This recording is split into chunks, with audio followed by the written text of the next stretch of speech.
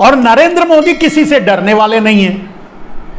नरेंद्र मोदी ने CBI, ED को सीधे सीधे कह दिया कि चाहे वो कितना बड़ा आदमी हो, आपको डरने की जरूरत नहीं, आप कार्रवाई करो।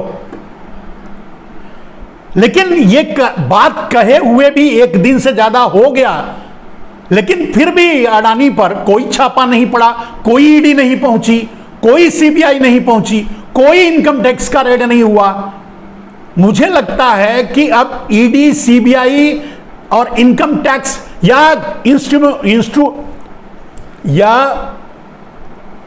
भारत के सारे इंस्टीट्यूशन भी नरेंद्र मोदी को छोटा समझ लेने लगे हैं, अवॉइड करने लगे हैं, उनकी बात नहीं मान रहे हैं।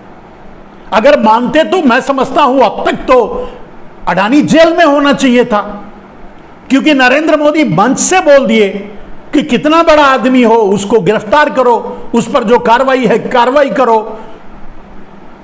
कोई कमी नहीं है, पॉलिटिकली कोई कमी नहीं है, इसे कहते हैं पॉलिटिकल विल की कोई कमी नहीं है।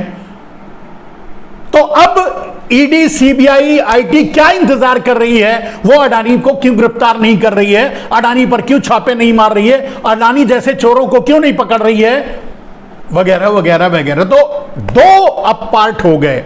एक तो नरेंद्र मोदी ने खुद सारे इंस्टीट्यूशन, मतलब सीबीआई को, ईडी को, सबको यह कह दिया कि भाई आपको डरने की जरूरत नहीं, आप जो देश में घपला घोटाला कर रहा है उस पर कार्रवाई करो, डरने की जरूरत नहीं है। लेकिन हम इंतजार कर रहे हैं कि अडानी पर छापा कब पड़ेगा, ईडी का, सीबीआई का, आईटी का। देश इंतजार कर रहा है, देश देख रहा है। और दूसरी तरफ अब तो अडानी तो छोड़िए, अब तो नरेंद्र मोदी सीधे कटघरे में आ गए, और वो कटघरे में खड़े करने वाला अरविंद केजरीवाल हैं। और मैं हमेशा अरविंद केजरीवाल को यह कहता हूं कि वो भी आरएसएस के प्रोडक्ट हैं, तो मोहन भागवत को सामने आना चाहिए, इनमें समझौता करना चाहिए या पता लगाना। मोहन भागवत को सीधे अरविंद केजरीवाल से बातचीत करके पूछना चाहिए कि भाई तुमको नरेंद्र मोदी की छवि धूमिल करने की सुपारी किसने दी?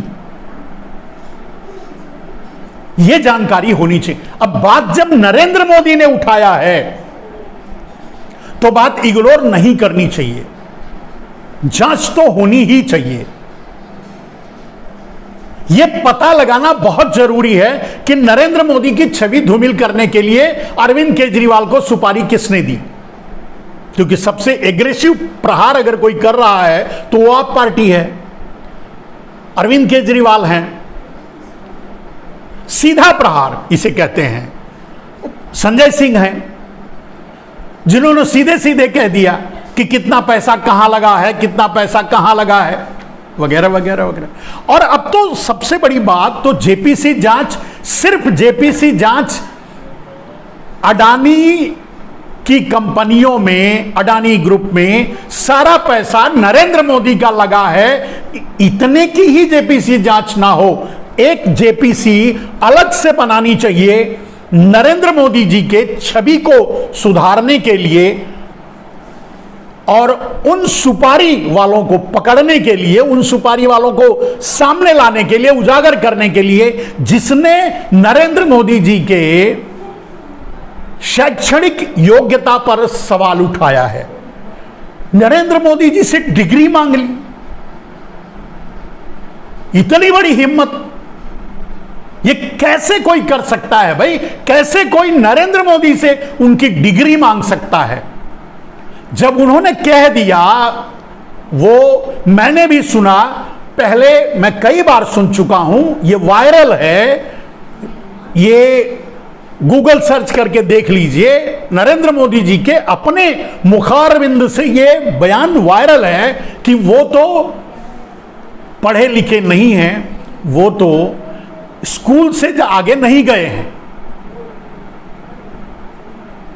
लेकिन नरेंद्र मोदी की डिग्री अमित शाह ने सार्वजनिक की, तो क्या अमित शाह नरेंद्र मोदी को डिस्क्वालीफाई करवाना चाहते हैं, कहीं नरेंद्र मोदी के छवि को धूमिल करने की सुपारी अमित शाह ने तो नहीं ले रखी है? डिग्री क्यों दिखाए? बहुत साधारण सी बात है मेरे दोस्त,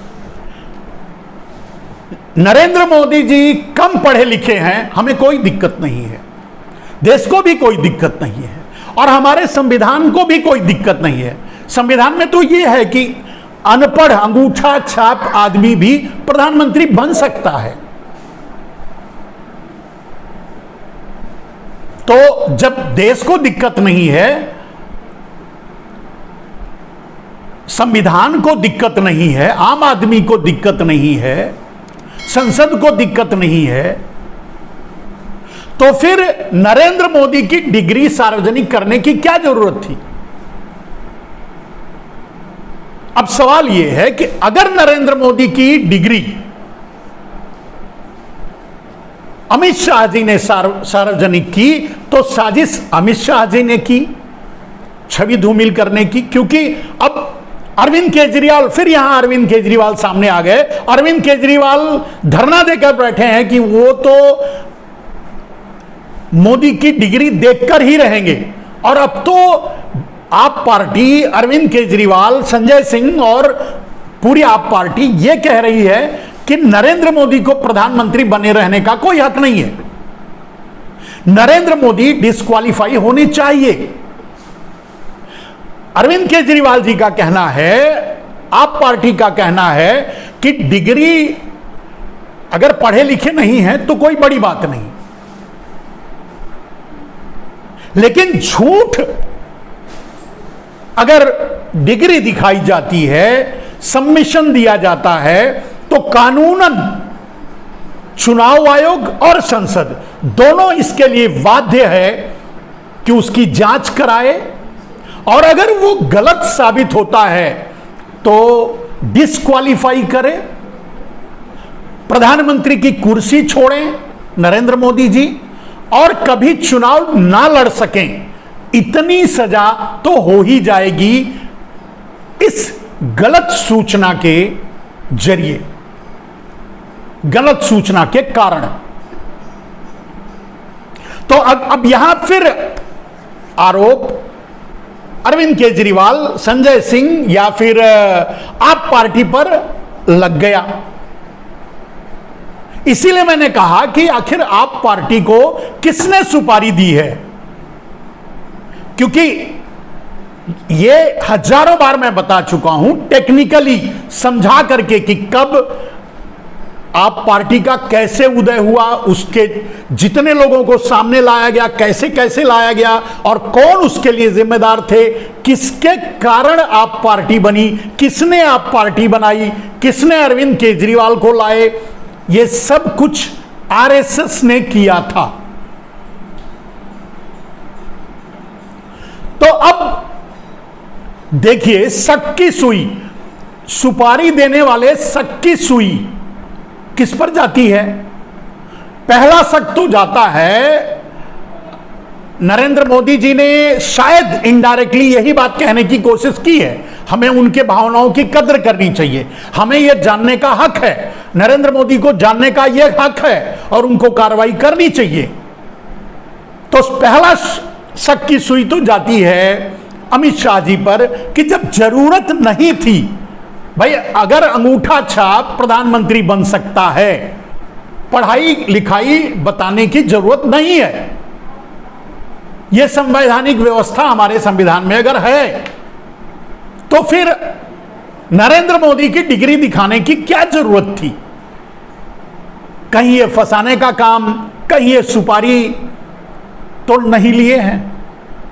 अब दूसरा जो शक की सुई जाती है, मोदी जी ध्यान से सुनिए, ध्यान दीजिएगा इस बात पर, दूसरे शक की सुई जाती है अरविंद केजरीवाल पर और आप पार्टी पर।